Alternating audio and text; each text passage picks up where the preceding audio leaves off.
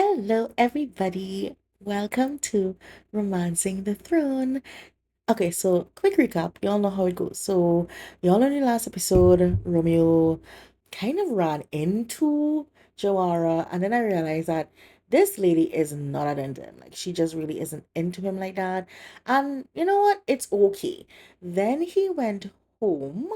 He ended up hooking up with Akashi. Akashi, made him feel a little bit better about his situation, and they ended up hooking up. I mean, of course. So we started off like the morning after they hooked up, and Romeo's still in like a really romantic mood. He's like, thank you for just like bringing back my confidence last night. But Akashi's like, listen, I have a little surprise for you today, but I don't want to tell you what it is just yet. So he's like, you know what? And then they just got like a steamy dynamic because they've been like flirting. And Romeo's like, oh, yeah, you want to give me a surprise? I could take your surprises all day, every day. And he's like, no, calm down, boy. Calm down. Let's go. But he's like, this is a game of chess, not checkers. This today is kind of going to like teach you how you need to move within Andarian noble societies, right? It's different than the royalty you might have heard of in other places, right?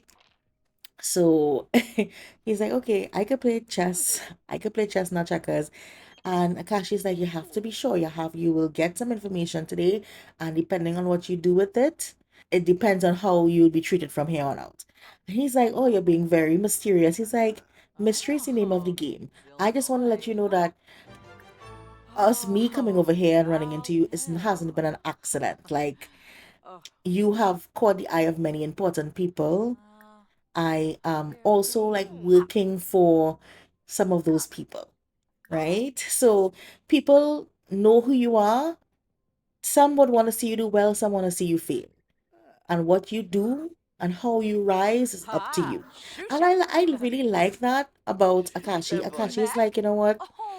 I'm giving you the information, but it's really what you do with it is up to you. I'm not gonna hold your hand all the way because it's kind of be like, are you worthy to rise, or are you just here to leech on to the royals? You know, what are you going to do with said information? So anyway, so they continue playing chess, and Romeo's, like they gaining knowledge, sharing knowledge. He's like, you're still being like super duper mysterious. But then it's like, um, I'm really liking the banter between the both of them.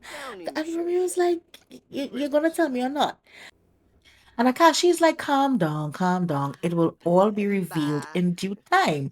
Everything good happens to those who wait, right? Just keep playing the game. Remember what I told you. Play the game, right? Pick the side that you're on and keep your cool. This is a test about what you're going to do under pressure as a royal. You have to think on your feet. Just do the best that you can do. Do not be flustered. So Romeo's like, I feel like I don't know how to feel about that. And he's like, but I'm gonna do my best, right? So Romeo's like, you know what, you being like super weird, but I'm gonna go with it because I'm a spontaneous guy, right? He's like, just think about it. I just had a dream and I moved here with encouragement from my madam, who he does need to write, by the way. But Romeo isn't very good with keeping up with people. It's just the way he is. He's kind of not like, he's a very much in the moment or out of sight, out of mind kind of person. But anyway, I realized that a royal welcome started. And I'm like, a royal welcome? He's been here for like a freaking week. And they know welcoming him to the event. No, he hasn't been here for a week. He's been here for like about 4 days. But let's pretend it's a week. And the royal family is welcoming him. It has just dropped in. He's in a towel. The former Grand Duke is in um body shorts, like he went swimming. The neighbor is in hot weather clothes. And I'm just like, this is so weird. So Romeo keeps his cool. He doesn't change his clothes. He's like, can you come inside? Like, yeah, let's welcome to my humble abode. It's not much, but it's where I am right now. And to me, it's like, you know what? You're a new knight. The royal family has come to see what you can do. And then Miss Girl is bringing her baked Alaska. She's taking her cool time. You know, she has to walk herself all over here. And I'm like, you are so gorgeous. I am so sorry. Like, come through with your baked Alaska, girl. He is going to like love that. But he doesn't know that she's coming just yet. So I had him start to make, like, he's making like a green salad and stuff like that. So it's like, you know what? He's like, I'm going to prepare food for my guests. And I just love how all the guys kind of just like gathered around to help him make this green salad. Because it's like, again, I still don't want him to like set a fire to anything because he doesn't have that much money for a better stove. So Gerara makes herself at home. She comes in, she listens to the music, and she's still not approaching him. She doesn't come along and watch him do anything, but she's just taking in the atmosphere. I think she's in the stage of like observation. She's going to look at him from afar and see his behavior. So he's like, you know what? I'm gonna focus on one thing at a time. These guys are around me. I'm baking. I mean, not cooking. I'm preparing my salad. Let me leave Gerara, even though he is looking at her from the corner of his eye, because he's still attracted to her, of course. So anyway, so these guys are talking, they're having a little banter, and it's all well and good. And I love that, like that what's the word I'm trying to say? Camaraderie. I think I'm saying that wrong. Oh my god, please. My Caribbean tongue. Anyway, can't remember this guy's name. His name, and this the guy on the left. He's actually like Romeo's neighbor, and I haven't like gone to the next door neighbors yet because it's like I do not care about that. So yeah. So Jawara goes in the fridge and she eats this terrible freaking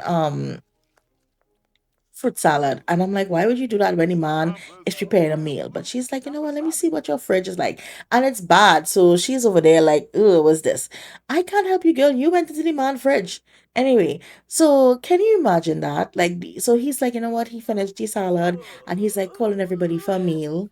And everybody went to eat the baked Alaska instead because, of course, they would. I'm like, so Romeo's like, okay, good. But he did prepare the meal, which is nice. It showed them that they are welcome. So after the little dinner that they had, impromptu dinner, Romeo decides to ask, I can't remember this guy's name. I'll probably Google it and then put it in there. And he asks if he knows a secret about Adioka, right? Which is the Grand Duke. So he finds out that the Grand Duke has a secret child. So let's pretend that the Grand Duke wasn't sitting down right next to Romeo about this. Let's pretend that this is not Sims 4 for a minute, right? So he finds out that he has a secret child, and it's a major secret. So Romeo's like, how am I going to treat with this information? I could extort him, or I can choose to keep the scandal a secret because it is better to have a friend than an enemy. So he's like, my lips are sealed. I would never give away your secret. I have too much respect for you for that. And I don't want to judge based on whatever the issue is, why you wanted to keep that a secret. Right? My lips are sealed.